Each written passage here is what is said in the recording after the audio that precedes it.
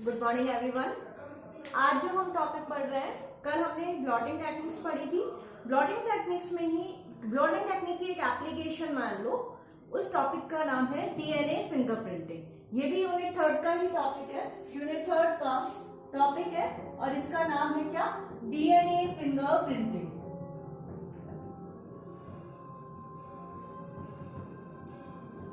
ठीक है, DNA fingerprinting also known as, इसको और क्या कहते हैं? DNA profiling. डीएनए प्रोफाइलिंग किसने डिस्कवर किया था? एलेक्स जेफरी ने। किसने? एलेक्स जेफरी ने। कब किया था? 1986 में। डीएनए फिंगरप्रिंटिंग को क्या कहते हैं? DNA profiling. किसने डिस्कवर किया था? एलेक्स जेफरी ने। कब किया था? 1986 में। याद रखना, पूछ लेते हैं who discovered DNA fingerprinting technique. किसने डिस्कवर की थी डीएनए फिंगरप्रिंटिंग टेक्निक? तो नाम लिखना एलेक्स जेफरी। ठीक है। अब डीएनए फिंगरप्रिंटिंग का रोल क्या है? आपको जब तुम सीरियल देखते होंगे, कोई भी सीरियल देखो, उसमें कोई क्या हो, मर्डर हो जाए या किसी बच्चा खो जाए या एक बच्चे के 3-4 पेरेंट्स आ जाए और वो बोले कि ये मेरा बच्चा है, कोई बोले ये मेरा बच्चा है, या फिर कभी किसी मर्डर हो जाए और मर्डर पे वो क्या करते हैं, ब्लड सैंपल्स या हेयर का कोई सैंपल मिल जाता है, उसको वो क्या करता है, एक पॉलीथीन में रख लेते हैं और फिर उसमें से क्या निकालते हैं? डीएनए आइसोलेट करते हैं। उस डीएनए को वो क्या करते हैं? मैच करते हैं। उनके पास क्या होता है, वहां पे जहां पे क्राइम हुआ होता है वहां पे उनको कुछ ना कुछ मिल जाता है। जैसे या तो क्या मिल जाए, उनको ब्लड का सैंपल मिल जाए, या फिर क्या मिल जाए, हेयर का सैंपल, बाल का सैंपल मिल जाए, या फिर क्या मिल जाए, नाखून का सैंपल मिल जाए, कुछ भी मिल जाए उनको, कोई सा भी। वो किसका होगा? जिसने क्राइम किया है। ठीक है, उसका उनको सैंपल मिल गया। अब उस सैंपल को वो क्या करते हैं? मैच करते हैं कि उनको जिस पे शक होता है कि ये क्राइम कर सकता है, शायद इसने मर्डर किया है, शायद इसने मर्डर किया है। मान लो कि उन्हें एक सैंपल मिला, मैं उस सैंपल का नाम रख देती हूँ ए। उन्हें एक सैंपल मिला, उस सैंपल का नाम रख दिया मैंने ए। अब उनको 4 लोगों पे शक है कि इस सैंपल मतलब क्रिमिनल 1 भी हो सकता है, क्रिमिनल 2 भी हो सकता है, क्रिमिनल 3 भी हो सकता है, क्रिमिनल 4 भी हो सकता है। तो उस सैंपल से वो कैसे आइडेंटिफाई करेंगे कि किसका सैंपल है? वो फर्स्ट का है, सेकंड का है, थर्ड का है, फोर्थ का है। तो जिस टेक्निक की मदद से वो उस क्रिमिनल को आइडेंटिफाई करते हैं, वो कौन सी टेक्निक होती है? DNA fingerprinting. ठीक है, तो सबसे पहले वो क्या कलेक्ट करेंगे? सैंपल को कलेक्ट करेंगे। टेक्निक में सबसे पहले वो क्या करेंगे? सैंपल कलेक्ट करेंगे। अब इस सैंपल में से क्या आइसोलेट करेंगे? वो ब्लड का सैंपल हो सकता है, हेयर का सैंपल हो सकता है, कोई सा भी। उसमें से वो क्या आइसोलेट कर लेंगे? डीएनए को आइसोलेट कर लेंगे। इसको आइसोलेट कर लेंगे, डीएनए को आइसोलेट कर लेंगे। ठीक है, सेम प्रोसीजर है जैसे सदर्न ब्लॉटिंग का प्रोसीजर था वैसा। अब उनको जो डीएनए का सैंपल मिलता है, जो डीएनए का सैंपल मिलता है, उन्हें क्या मिल गया? ब्लड का सैंपल। उस ब्लड के सैंपल में से कितना डीएनए आइसोलेट कर पाएंगे? वो बहुत कम अमाउंट में डीएनए। तो उस डीएनए के सैंपल्स को क्या करने के लिए? इंक्रीज करने के लिए, एक कॉपी है डीएनए की, उसको 50 कॉपी में कन्वर्ट करने के लिए उस डीएनए के सैंपल को वो क्या कर लेते हैं? एम्पलीफाई कर लेते हैं। एम्पलीफाई का मतलब यहाँ पे डीएनए का साइज में इंक्रीज नहीं है कि 1 ग्राम का है उसको वो 10 ग्राम का कर लेंगे, ऐसा नहीं है। यदि डीएनए का एक सैंपल है तो उसको 50 कॉपी, सेम डीएनए की 50 कॉपी बना लेंगे। किसके थ्रू? एम्पलीफाई कर लेंगे विद पीसीआर। ठीक है, पीसीआर हम डिटेल में पढ़ेंगे, अभी तुम याद रख लो कि पीसीआर मतलब पॉलीमरेज चेन रिएक्शन। अब उनको वो 50 कॉपी मिल गई डीएनए की, मिल गई। ठीक है, सबसे पहले उन्होंने क्या लिया? सैंपल लिया, उस डीएनए का सैंपल कलेक्ट किया। उस सैंपल को कलेक्ट करने के बाद उन्होंने क्या किया? डीएनए को आइसोलेट कर लिया। आइसोलेट करने के बाद एम्पलीफाई कर लिया, किसके साथ? पीसीआर से। पीसीआर पॉलीमरेज चेन रिएक्शन, जो एक डीएनए की कॉपी को 50 डीएनए की कॉपी में कन्वर्ट कर देगा। एम्पलीफाई करने के बाद आप उस डीएनए को क्या करोगे? डीएनए का आपको सैंपल मिल गया, डबल स्ट्रैंडेड डीएनए मिल गया। अब आप कल आपने सदर्न ब्लॉटिंग, नदर्न ब्लॉटिंग सब में पढ़ा था, इसको क्या करते हैं? डीनेचर करते हैं। क्या करते हैं? डीनेचर। अब देखो, सदर्न ब्लॉटिंग की एप्लीकेशन है डीएनए फिंगरप्रिंटिंग, किस तरीके से यूज हो रहा है वो तुम्हें देखना है। ये double stranded DNA 5 prime to 3 prime और 3 प्राइम टू 5 प्राइम। ठीक है, ये डीएनए, इसको आपने क्या कर लिया? डीनेचर। डिजेनेशन मतलब सिंगल स्ट्रैंडेड डीएनए में आपने क्या कर दिया, इसको कन्वर्ट कर दिया कन्वर्ट डीएनए को। उसके बाद आप क्या करते हो, इस डीएनए को कट करते हो। कट करने के लिए आप क्या यूज करते हो, रेस्ट्रिक्शन एंजाइम। मैंने पहले भी बताया था कट किससे करते हैं हम, restriction enzyme, cut with restriction enzyme. ठीक है, तो हमें क्या मिल गए, छोटे छोटे डीएनए के फ्रेगमेंट्स मिल गए। ये डीएनए के फ्रेगमेंट्स मिल गए हमें डीएनए के। अब क्या करोगे, तुम्हें सबको पता है क्या करोगे तुम, इन डीएनए के फ्रेगमेंट्स को सेपरेट कर लोगे। इन डीएनए के फ्रेगमेंट्स को क्या कर लोगे, सेपरेट कर लोगे। किससे सेपरेट करोगे, एग्रोजेल इलेक्ट्रोफोरेसिस। अब इन डीएनए के फ्रेगमेंट्स को आपने क्या कर लिया, सेपरेट कर लिया। ये आपको क्या मिल गए, डीएनए के फ्रेगमेंट्स। कट किया किससे, रेस्ट्रिक्शन एंजाइम से। रेस्ट्रिक्शन एंजाइम से कट करने के बाद आपको क्या मिल गया, डीएनए के फ्रेगमेंट। आपने इनको क्या कर लिया, सेपरेट कर लिया। किसके थ्रू, बाय एग्रोजेल इलेक्ट्रोफोरेसिस से।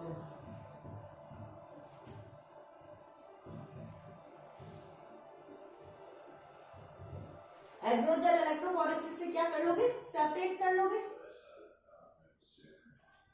ठीक है, आपको क्या मिल गई है, डीएनए के बैंड्स मिल गए।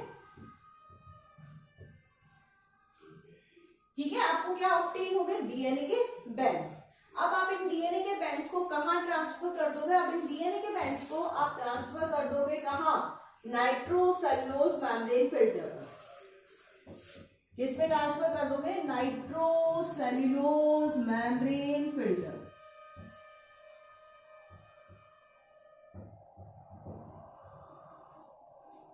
नाइट्रोसेल्यूलोज मेम्ब्रेन फिल्टर पे ट्रांसफर कर दो।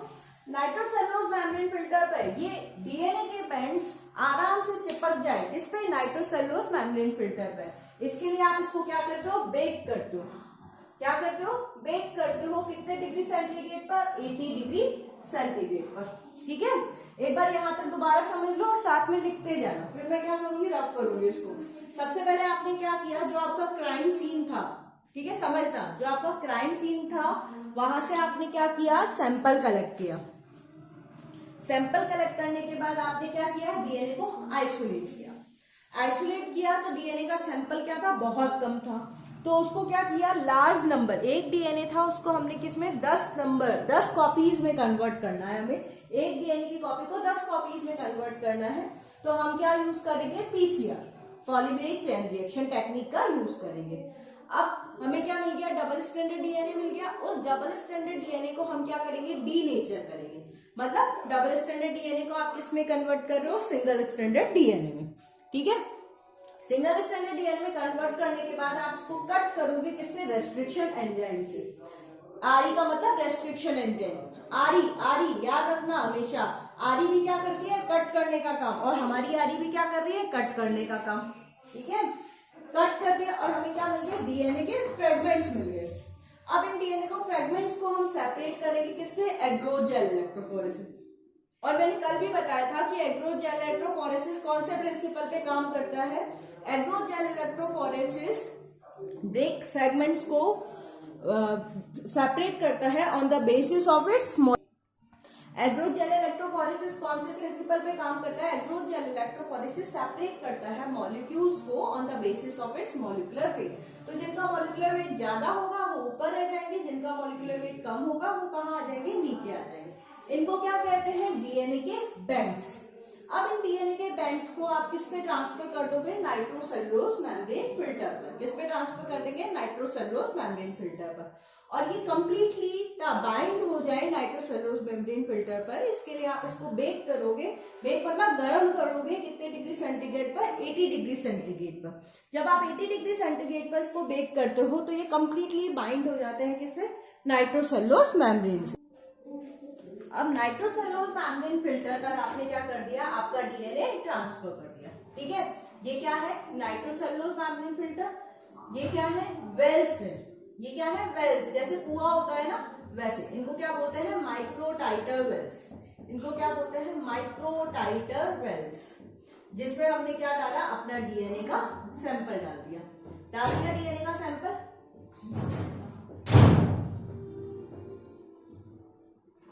ये क्या है, डीएनए का सैंपल। अब क्या करोगे, सदर्न प्लॉटिंग में हम क्या डालते थे, प्रोब। यहाँ पे हम क्या डालेंगे, जो जिन पे हमें शक है, जिन 4 लोगों पर या 6 लोगों पर हमें शक है, मान लो यहाँ पे हमने उनका डीएनए का सैंपल लिया जिन पे हमें शक था, ठीक है, उनका डीएनए का सैंपल लिया, उसे भी हमने कट किया, कट करने के बाद उनको हमने क्या कर दिया, रेडियो लेबल्ड कर दिया। क्या कर दिया, रेडियो लेबल्ड कर दिया। जैसे ही हमने रेडियो लेबल्ड किया वो क्या कहलाने लग गए, प्रोब कहलाने लग गए। हमने 6 लोगों पर हमें शक था, उन 6 लोगों का हमने क्या लिया, डीएनए का सैंपल ले लिया और उसको हमने क्या कर दिया, रेडियो लेबल्ड कर दिया। क्या कर दिया, रेडियो लेबल्ड। अब यहाँ पे हमने जिसपे हमें शक है, ठीक है, एक पहले पर्सन का, दूसरे पर्सन का, तीसरे पर्सन का, चौथे पर्सन का, 5वें पर्सन का और 6ठे पर्सन का क्या डाल दिया, डीएनए डाल दिया, ठीक है। अब ये क्या, जो डीएनए हमने पहले पर्सन से 6ठे पर्सन तक का जो डीएनए डाला है वो हमारे लिए किसकी तरह एक्ट करेगा, एज ए प्रोब एक्ट करेगा। क्या है, किसकी तरह, प्रोब, किसकी तरह एक्ट करेगा, प्रोब। अब जिसके साथ जिसका डीएनए इस डीएनए से क्या हो जाएगा, बाइंड हो जाएगा, ठीक है, जिसका डीएनए इस डीएनए से क्या हो जाएगा, बाइंड हो जाएगा, वो ही क्या है, क्रिमिनल। और ये हमें कैसे पता चलेगा, मान लो 5वें इंसान का डीएनए, ठीक है, 5वें इंसान का डीएनए जो हमने डीएनए सैंपल से, जो हमने क्राइम सीन से जो डीएनए कलेक्ट किया था उसके साथ क्या कर गया, बाइंड कर गया। ये देखो बाइंड कर गया कि नहीं कर गया, 5वें इंसान का डीएनए जो हमने क्राइम सीन से जो डीएनए लिया था उसके साथ क्या कर गया, बाइंड कर गया बाइंड। तो अब हमें यहाँ से क्या होगी, लाइट अमिट होगी। क्या होगी, 5वें इंसान यहाँ से क्या है, 5वें प्लेस से लाइट अमिट होगी। क्या होगी, लाइट अमिट होगी। और हम इसको किसके थ्रू विजुअलाइज कर लेंगे, ऑटो रेडियोग्राफी। किसके थ्रू हमें दिख जाएगा कि लाइट कहाँ पे अमिट हुई है, 5वीं जगह पर। लाइट कहाँ से रिलीज हुई है, 5वीं जगह से। तो हम कह देंगे क्या कि 5वां इंसान ही क्या है, क्रिमिनल है, जिसने क्या किया है, वो क्राइम किया है। आगे बात समझ में, इस तरीके से हमें पता चल जाता है डीएनए फिंगरप्रिंटिंग टेक्निक के थ्रू कि कौन क्या है, क्रिमिनल है। ये तो एक बात हो गई। इसी तरह यदि कोई कह दे कि ये मेरा मतलब एक बच्चा है और 5 उसके पेरेंट्स बन के आ जाए, मान लो एक बच्चा है, उसकी खूब करोड़ों की जायदाद है, ठीक है, खो गया कहीं, अब आए ऐसे कि ये बच्चा मिला है किसी का, तो लोगों को पता हो कि इसकी करोड़ों की प्रॉपर्टी है, तो सारे बोले कि मतलब कुछ फर्जी लोग आगे वो बोले ये मेरा बच्चा है, ये मेरा बच्चा है, ये मेरा बच्चा है, ठीक है। आगे 5 लोग आगे, अब 5 में से किसका बच्चा है, तो हम क्या करेंगे, डीएनए किसका लेंगे, पहले बच्चे का, बच्चे के डीएनए को किसमें डाल देंगे, माइक्रोटाइटर वेल्स में। उसके बाद क्या लेंगे, हम पेरेंट्स का डीएनए लेंगे और पेरेंट्स का डीएनए किसके अंदर डाल देंगे, उन माइक्रोटाइटर वेल में। पेरेंट्स का डीएनए किसकी तरह एक्ट करेगा, प्रोब की तरह। किसकी तरह एक्ट करेगा, प्रोब की तरह। अब हमने डाल दिया, अब वो जो प्रोब उस बच्चे के डीएनए के साथ हाइब्रिडाइज हो जाएगा, जो प्रोब उस बच्चे के डीएनए के साथ हाइब्रिडाइज हो जाएगा, वहां से क्या होगी, लाइट अमिट होगी। जैसे लाइट अमिट होगी हम किसके थ्रू विजुअलाइज कर लेंगे, ऑटो रेडियोग्राफी के थ्रू, और हमें पता चल जाएगा कि ये बच्चा किस पेरेंट्स का है। आगे बात समझ में, तो डीएनए किसका काम आ रहा है, डीएनए फिंगरप्रिंटिंग। एक तो फॉरेंसिक इन्वेस्टिगेशन, फॉरेंसिक इन्वेस्टिगेशन का मतलब आपराधिक जांचों के लिए, कि मतलब कि यदि कोई क्राइम हुआ है तो क्रिमिनल कौन है उसकी आइडेंटिफिकेशन हम कौन सी टेक्निक के थ्रू कर सकते हैं, डीएनए फिंगरप्रिंटिंग के थ्रू। दूसरा हम क्या कर सकते हैं, पेरेंटल इन्वेस्टिगेशन। पेरेंटल इन्वेस्टिगेशन मतलब पेरेंट्स कौन कौन है, मतलब एक बच्चे के पेरेंट्स कौन है, इसको हम आइडेंटिफाई कर सकते हैं। तीसरा एग्रीकल्चर में, एग्रीकल्चर लैंड में कोई अच्छी किसमें अच्छी किस्म की फसलें कैसे, उसको भी हम किससे यूज कर सकते हैं, डीएनए फिंगरप्रिंटिंग टेक्निक के थ्रू हम डीएनए फिंगरप्रिंटिंग टेक्निक के थ्रू हम पता लगा सकते हैं, ठीक है। चौथा हम क्या कर सकते हैं, डिजायर्ड क्वालिटी की यील्ड उत्पन्न कर सकते हैं। तो डीएनए फिंगरप्रिंटिंग का एक ये किसकी एप्लीकेशन है, सदर्न थॉटिंग। सदर्न थॉटिंग का जो प्रिंसिपल था, जो प्रोसीजर था, डीएनए फिंगरप्रिंटिंग का जो प्रोसीजर है वो क्या है, एग्जैक्टली सेम। तो समझ में आया, एक बार मैं दोबारा से बता देती हूँ। सबसे पहले आपने क्या किया, एक क्रिमिनल सीन है, एक क्राइम सीन है, जहां पे क्या हुआ है, क्राइम हुआ है, वहां से आपने क्या लिया, डीएनए को आइसोलेट किया। ब्लड सैंपल है, ब्लड सैंपल में से आपने क्या किया, डीएनए को आइसोलेट किया। डीएनए को आइसोलेट करने के बाद आप उसको क्या करेंगे, पीसीआर करेंगे, एम्पलीफाई करेंगे। एक कॉपी है उसको क्या कर देंगे, 50 कॉपीज में कन्वर्ट कर देंगे। उसके बाद आप उसको क्या करेंगे, कट डबल स्टैंडर्ड डीएनए उसको सिंगल स्टैंडर्ड डीएनए में कन्वर्ट करेंगे। इसको क्या कहते हैं? डीनेचुरेशन। डीनेचुरेशन करने के बाद आप उसको क्या करेंगे? कट करेंगे। कट किससे करेंगे? कट करने के लिए हम हमेशा क्या यूज करते हैं? Molecular scissor. मॉलिक्यूलर सीजर मतलब आणविक कैंची। और आणविक कैंची कौन सी हमारी? Restriction enzyme. याद रखना, ये क्वेश्चन आ सकता है। Write the name of the molecular scissor. Write the name of the molecular scissor. आणविक कैंची का नाम लिखिए। तो कौन सी होगी? Restriction enzyme. कट कर लिया। कट करने के बाद आप उसको क्या करोगे? सेपरेट करोगे। किससे? एग्रोजेल इलेक्ट्रोफोरेसिस से। किसके बेसिस पर? On the basis of its molecular weight. Molecular weight मतलब आणविक भार के आधार पर उसको क्या कर लेंगे? अपन सेपरेट कर लेंगे। किससे? एग्रोजेल इलेक्ट्रोफोरेसिस से। सेपरेट करने के बाद आप उसको किस पे ट्रांसफर करोगे? नाइट्रोसेलुलोज मेम्ब्रेन फिल्टर पर। नाइट्रोसेलुलोज मेम्ब्रेन फिल्टर पर ट्रांसफर करके उसको स्टेबल करेंगे। स्टेबल करने के लिए हम उसको क्या करेंगे? हीट करेंगे। हीट कितने पर? 80 डिग्री सेंटीग्रेड पर बेक करेंगे। ठीक है, 80 डिग्री सेंटीग्रेड पर हमने उसको क्या कर लिया? बेक कर लिया। तो वो क्या होगा? डीएनए उस नाइट्रोसेलुलोज मेम्ब्रेन फिल्टर पर अटैच हो जाएगा प्रॉपर्ली। स्टेबली डीएनए क्या हो जाएगा? अटैच हो जाएगा नाइट्रोसेलुलोज मेम्ब्रेन फिल्टर पर। उसके बाद हमें पता लगाना है कि वो ब्लड सैंपल किस इंसान का है। तो हमें पता लगा कि हमें 6 लोगों पर शक है, कि 1 पर, 2 पर, 3 पर, 4 पर, 5 पर, 6 लोगों पर शक है। तो हम क्या करेंगे? उन 6 लोगों का डीएनए लेंगे और उस डीएनए को यूज करेंगे एज ए प्रोब। डीएनए को यूज करेंगे एज ए प्रोब। प्रोब मैंने कल भी बताया था क्या होता है। प्रोब होता है short oligonucleotide DNA segment. Short probe क्या होते हैं? Short oligo nucleotide